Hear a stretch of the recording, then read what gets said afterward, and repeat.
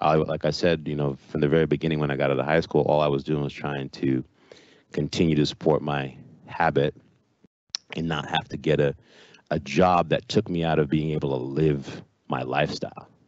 And I think by choosing my passion over safety and security, somehow or another, here I am, 20 some odd years later, sitting here at Dockers Levi's having this talk with y'all. And, I've been able to do some great work. For a long time, it did feel like it was only me. And when I say only me, I was the only person who looked like me.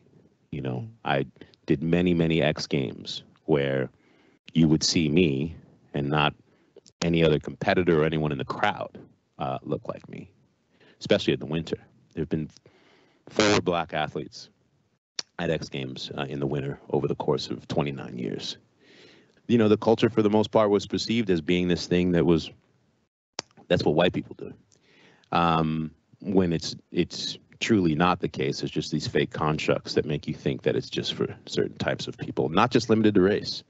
From a gender, sexual identity standpoint, just as exclusionary.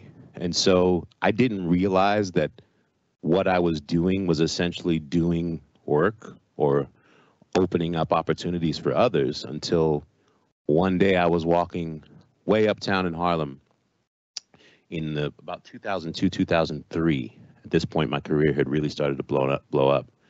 And I was going to watch a boxing match at a friend's house. And I was walking through the hood. And, if you're walking through a neighborhood that is not yours, you walk with a certain energy, not too proud and not too small. And so I'm walking through this neighborhood, and there's this dude sitting on a stoop. And he says, "Yo, we see you." I'm like, "Oh, shit." He's like, "Yeah, don't try to walk through here like that."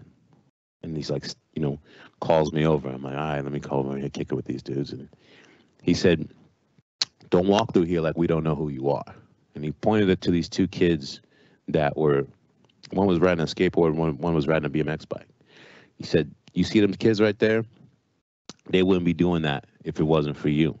Because we see you on the screen at the X Games representing us and letting us know that this is for us. So when you walk through here with your head high." And that was a very, very impactful and powerful moment in my life because, at that point, it just was about surviving and staying close to the thing.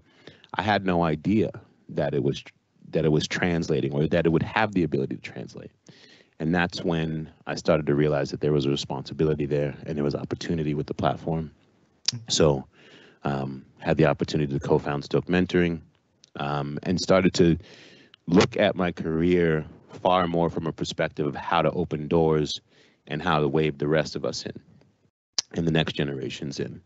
And it's been incredible. I'm like I said, I'm very happy to still be at the party, but more excited about the next wave, the next generation of kids that have been able to utilize social media to story tell these subcultures within our community, across the outdoors, Black, brown, queer, you name it. And I feel lucky that I got to play a little role in holding the door open and continue to do more. So that's like the abridged long version of the journey.